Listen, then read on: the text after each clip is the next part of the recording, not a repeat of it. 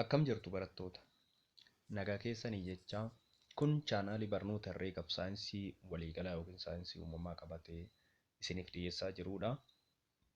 Egaa guyyaa har'aa kan waliin ilaallu barnoota herreegaa kutaa 8ffaati. Barnoota herreegaa kutaa 8ffaa kana dura boqonnaa lammaffaarraa eegallee paartiiwwalee garaagaraa lama isiniif qopheessuun keenya ni yaadatama.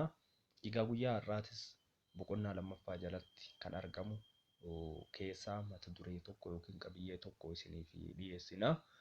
Akkuma beekamu kana dura viidiyoowwan lama waa'ee boqonnaa lammaffaa irratti isiniif qopheessee jira.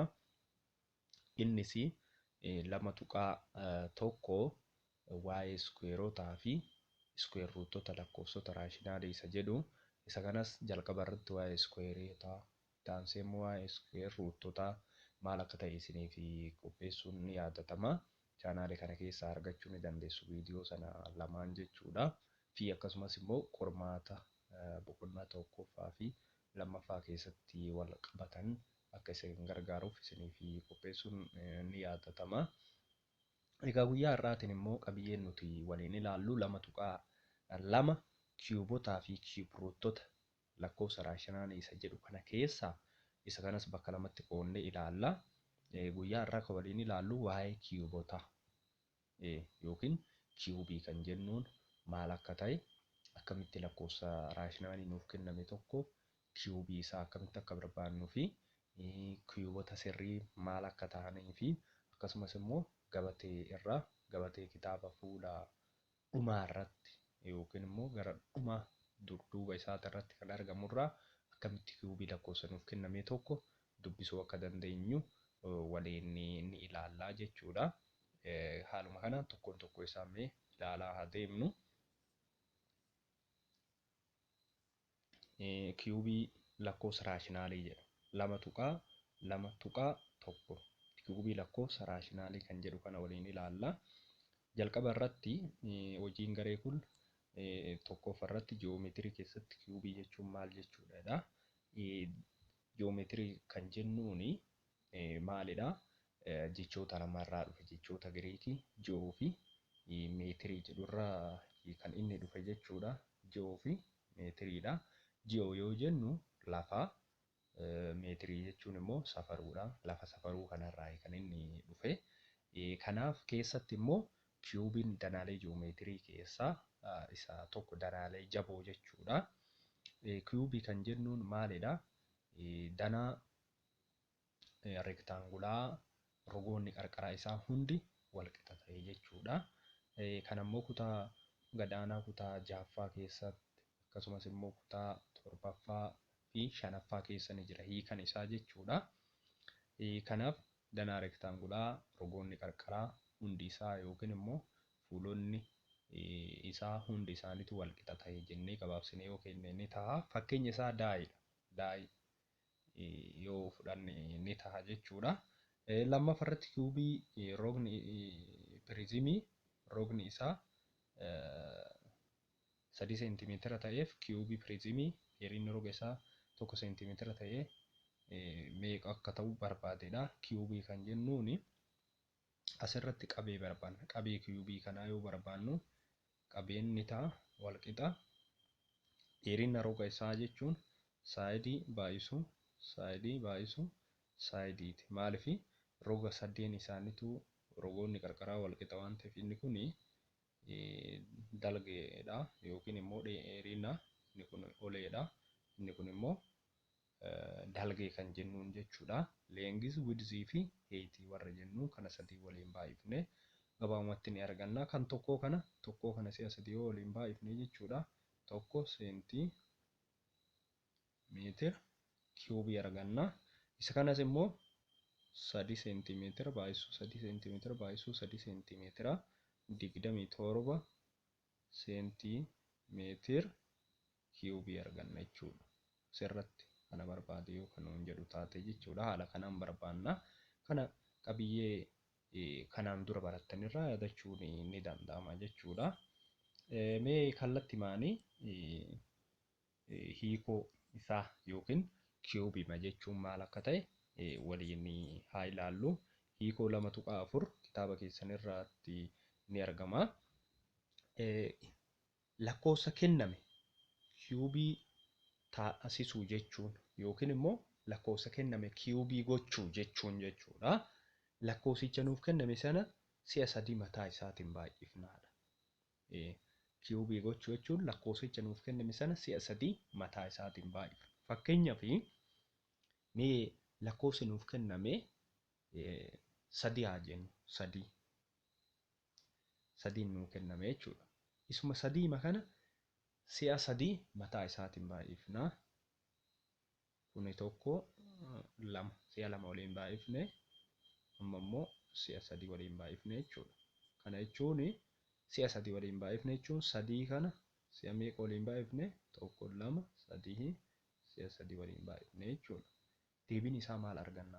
3 baay'isuu 3 9. 9 baay'isuu 3 27 arganna jechuudha. Kanaaf inni kun 3 kiubii jennee dubbifna jechuudha. Yookiin 3 paaworii 3 jennee dubbifna. Lakkoofsa biraatiin fudhachuu ni dandeenya. Fakkeenyaaf 2 lakkoofsi nuuf kenname tokko 2 haa jennu. 2 kana maal goonaa? Si'a 3 mataa isaatiin baay'ifna. Baay'isuu 2 baay'isuu 2 ni ta'a wal qixa. 2 kana si'a meeqa waliin baay'ifne? 1 2 1 2 3 jechuudha. 3 2 kana irra deddeebinee si'a 3 waliin baay'ifne jechuudha. 2 baay'isuu 2 4 4 baay'isuu 2 8 arganna jechuudha. Kanuma lakkoofsicha mataa isaatiin si'a 3 irra deddeebinee waliin baay'ifne lakkoofsicha sana kiubii goonee jechuudha. Baay'isuu jechuudha. Kana jechuun jedha yoo fufnu lakkoofsa raashinaalii 2 xaafiyyaa kamiifuu lakkoofsa raashinaalii 2 xaafiyyaa kamiifuu yaanni ta'a wal qixa xaa kiubii yoo ta'e yaan kiubii xaa jennee dubbifnaadha. As keessatti kanuma irratti hundoofna. Yaanni ta'a wal qixa xaa kiubii wajjin wal qixamu yaan kenna jechuudha. Yoo ta'e yaan kun kiubii xaati jennee dubbifnaa jechuudha. Fakkeenyaaf mee fudhannee haa ilaallu. Bakka xaa kana xaa kiubiitii fi yaan kun wal qixa jedha. Kana jechuun mee xaa kenna 2 fudhannu. Xaa kenna 2 jechuun 2 kiubii tahaa jechuudha. 2 kiubii kana immoo yoo 2 kana yoo kiubii goonu 2 baay'isuu 2 baay'isuu 2 jechuudha. 2 baay'isuu 2 4 baay'isuu 2 8 jechuudha. 8. Kanaaf 8 fi 2 kiubiin kun wal qixa jechuudha. Gabaabumatti isuma argisiisa jechuudha. Bakka yaan isa. Kanaaf yaa fi xaa kiubiin wal qixa akkuma jedhe 8 fi 2 kiubiilleen wal qixa jechuudha. Kanaaf dhumarratti asiin 8 kana fudhannee 8 kiubii eenyuti xaati jedhe. Xaa kenna meeqa fudhanne? 2 fudhanne mitiire? 2ti. Kanaaf 8 kiubii 2ti jennee fudhannaa jechuudha. Mallattoodhaan yoo ibsinu immoo xaan miseensa lakkoofsa raashinaalii yoo ta'e jedha. Xaa kiubii kan jennuun kun xaayii kana si'a 3 irra deddeebinee waliin baay'isuun argannaa jechuudha. Eenyu xaa kiubii kana jechuudha. Yoo dubbifnu xaa kiubii yookiin xaa paaworii 3 jennee dubbifnaa jechuudha. Mee fakkeenya waliin immoo tokkoon tokkoo isaa fudhannee haa ilaallu. Fakkeenya kana haa ilaallu. Akkaataa isinii mul'atuun tokkoo isaatiin ni ilaalla jechuudha. Sirratti jalqaba irratti achirratti yoo kaanu yaan kiubii xaati jenna. Yaan kiubii xaati jennee mallattoodha yoo barreessinu yaan meetaa wal qixa xaa kiubiidha jennee. Kanaaf kiubii lakkoofsota armaan gadii barbaadeedha. Ajajuma kana irratti hundoofnee tokkoon tokkoo isaa barbaadaa deemnaa jechuudha.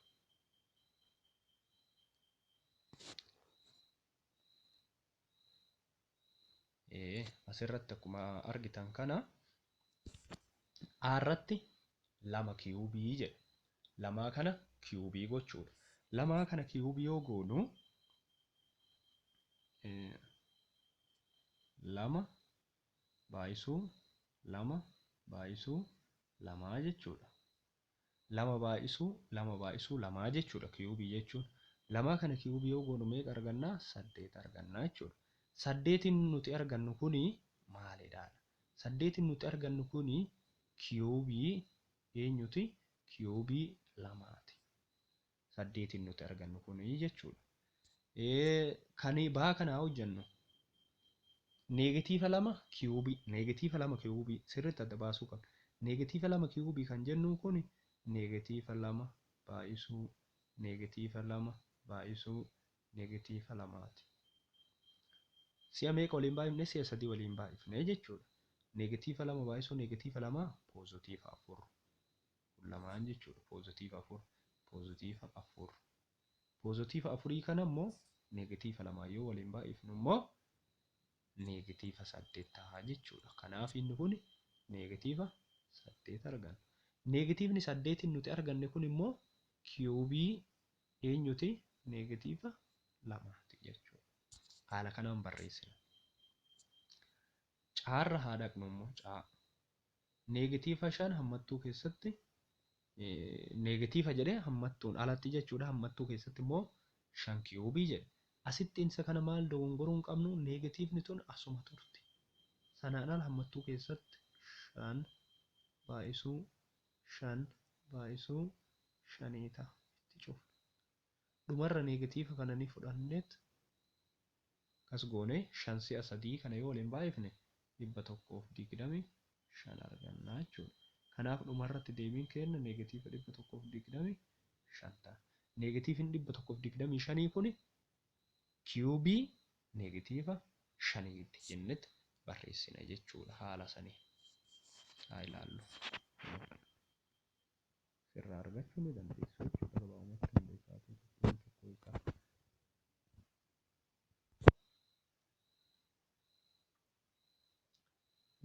Kanaaf neegatiiva haala sanaan kenneet yoo waliin baay'ifne 125 arganna jechuudha. Kan daa ilaallu. Hammattuu keessatti 0.3 kiiyubiiti. Kana jechuun 0.3 baay'isuu 0.3 baay'isuu 0.3 0.3 kana si'a 3 yoo waliin baay'ifnu jechuudha. Maal argannaa? 0.027 arganna. 3 baay'isuu 3 9 9 baay'isuu 3 27. Tuqaan booddee baay'inni dijiitii jiru asitti tokko. Asittis tokko walitti 2 asittis tokko walitti 3 tuqaan booddee baay'inni dijiitii 3 goonaa jechuudha. Irratti kan jiru immoo 0.02 kiiyubii godhee 0.02 kana si'a 3 waliin baay'isiidha. Isuma kana. Isa kana maal gootu? Haaluma daa kanaatti jiruun 0.02 kana si'a 3 waliin baay'isuu ni dandeessu yookiin immoo firaakshinitti yoo jijjiirattan.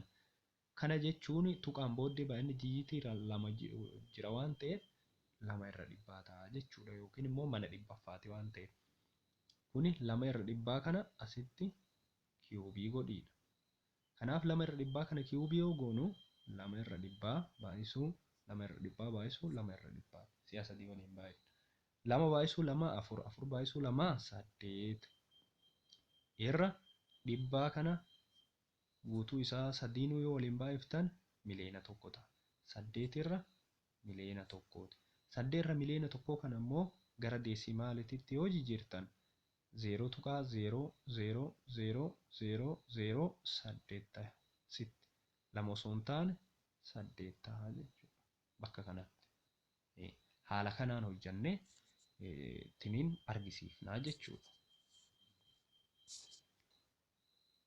Inni itti aanu immoo iskuweerii kiiyubii sirrii maal ta'a ilaallu. Okay, hiikoo 2.5 yoo ilaallu immoo lakkoofsi raashinaalii jedha. Aan kiiyubii sirrii kan jedhamu jedha. Inni immoo kiiyubii sirrii kan jedhamu yoo kiiyubiin lakkoofsa raashinaalii baa ta'edha jedha. Yoo kiiyubiin lakkoofsa raashinaalii baa ta'edha jedha. Asitti kunis jedhee aan jedha. Kiiyubii sirrii kan ta'u aan kun wal qixataa baa kiiyubii sirrii kiiyubii wajjin baa kiiyubii kana wajjin wal qixa ta'uu qaba. Eenyu aan jechuudha. Yeroo kanatti A kanatu kiiyubii sirriitii jechuudha. Fakkeenyaaf haa fudhannu bakka baa lakkoofsa barbaanne haa fudhannu. Bakka baa fakkeenyaaf neegatiiva 3, neegatiiva 2, neegatiiva 1, 0, 1, 2 fi 3 fudhannee ilaallu tokkoon tokkoo isaatiin jechuudha. Sana booddee maal akka argannu jechuudha.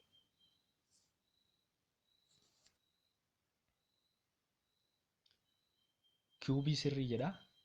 A inni ta'a walqixa baa kiiyubii yoo ta'e jenne mitiire. Aan kun kiiyubii sirrii baati yookiin immoo aan kun kiiyubii sirriiti jennee gabaabumatti yoo kenne ni ta'a. Mee fakkeenyaaf baa keenya neegatiiva 3, neegatiiva 2, neegatiiva 1, 0, 1, 2 fi 3 jedhee itti hafuuf.